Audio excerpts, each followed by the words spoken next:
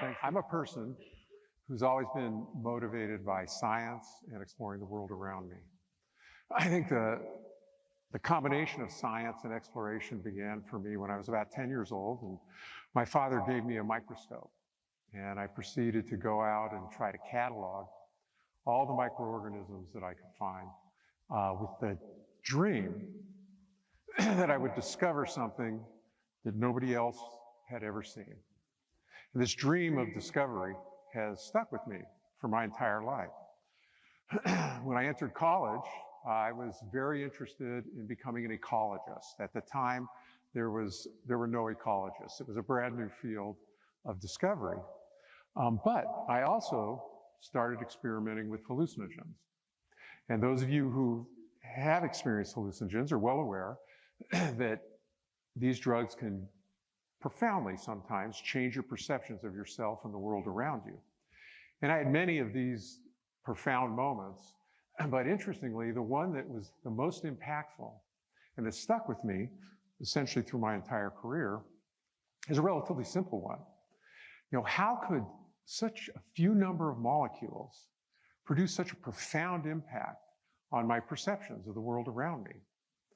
And this led me to think that if we could understand how the brain worked, then we could understand how these drugs impacted the brain. We might be able to refine that, and we could improve human consciousness or some other dream along those lines. I was not alone. This was back in the late 60s and early 70s, when some of the great thinkers and authors of our time actually thought that psychedelics, if we could improve the functioning of psychedelics, we might be able to improve human consciousness. Aldous Huxley and Arthur Koestler are examples of that. So I set off, fueled in part by a hallucinogen-driven insight that small molecules can change how I think, and also by the culture of the time, that this was kind of an accepted dream that we all had. So I went to graduate school to become a neuroscientist. And in graduate school, it took not any time at all for me to realize that the brain is a much more complicated place than I had ever imagined that it was. And that this was not a dream that could be achieved in my lifetime. So I downgraded my dream a little bit to joining up with neuroscientists who were studying how addiction, how drugs that are addictive could impact the brain, and how we might use that knowledge about their impact to treat substance use disorder. This had that resonated well with me because just the same original dream, small molecules entering the brain, producing profound insights and/or, in this case, behavioral changes in people. But also, as you can imagine, having exposed myself to hallucinogens, I had dipped my toe pretty deeply into the drug subculture of the time. And I had friends who didn't leave the drug subculture. They stayed in, and they became addicted to drugs. So another motivation was to wonder, could we find something to not just help my friends, but the millions of other people that suffer from substance use disorder?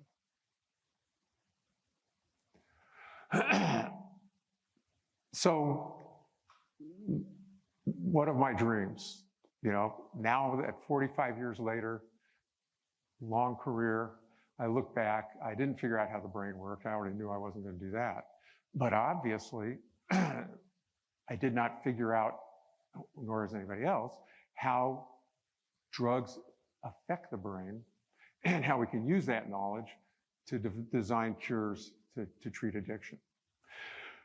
So this is could be considered a little depressing, but one way to think about it is that this is a generational voyage. So understanding how the brain works and ultimately manipulating the brain therapeutically for cures is a multi-generational event, like exploring space. So nobody in this room expects to spend part of their life living on a moon of Saturn, and that's generations away as a human exploration project. Understanding the brain thoroughly hopefully won't take as many generations, but it's a multi-generational process. So to start on this process, what I discovered is you need big dreams. So the dreams don't have to be achievable. They need to be able to motivate you and get you started on the voyage. The voyage itself will carry you, the voyage of exploration, but the big dreams are critical. And this is said very nicely by Eleanor Roosevelt: the future belongs to those who believe in the beauty of their dreams. So why can't we cure drug addiction? What's the problem? Or for that matter, any psychiatric disorder? The answer to that, I think we can find if we reflect on one of the other big diseases that is harming the human race, which is cancer. So in 1971, President Nixon declared the war on cancer and established the National Cancer Institute. At the time, the idea was that if we could understand enough about how cells replicated, because it's a disease of cell replication, we could target specific cancers like lung cancer versus brain cancer. At that point, all you could do was take radiation therapy or chemotherapy, which was very broad-based and produced lots of side effects and often did not cure anything. So what we engaged in was really a war on the single cell. And this went on for 50 years. The first 40 years, no new treatments emerged. For 40 years, thousands of scientists spent all their time motivated to discover how a single cell worked. But about 10 or 15 years ago, we finally reached that threshold where we understood enough about a single cell, and we started to find targets in, say, cells that lead to certain types of lung cancer, and sometimes even in subpopulations of people who have lung cancer. But once we found the target and we could hit that target, people were cured with relatively little side effects. And that's what we're seeing happening now. Cancers are starting to fall by the wayside, slowly but surely. So how's that different from psychiatric disorders? There's no official federal war on psychiatric disorders, but I don't think that's the major problem. There is a war of sorts. When the National Institute of Health and pharmaceutical companies started collaborating in the 50s, small molecules came out that could suppress symptoms of psychiatric disorders. So for example, in 1954, Thorazine was discovered or made available to people with schizophrenia, and it was like a miracle for some people. A portion of the population of schizophrenics could re-enter society because their symptoms could be contained by this drug. In my own field of substance use disorder, methadone came along in the 60s. Methadone suppressed cravings for opioids, and a portion of the people that were addicted to things like heroin were able to get off the drug and re-enter society. Make no mistake, none of these drugs, nor any that have come since then, cure psychiatric disorders. They suppress symptoms and give people an opportunity to work their way back into society. But these people will harbor vulnerabilities for recurrence of symptoms essentially for their entire life. So I haven't described to you what the difference is. It's that we're having a war on the brain. So the brain is not a single cell. It's made of 170 billion cells that contain 1.7 quadrillion, that's 1,700 trillion connections. And it's through this gemisch of cells and connections that you experience the world around you, you make memories, you draw on the memories to create new behaviors.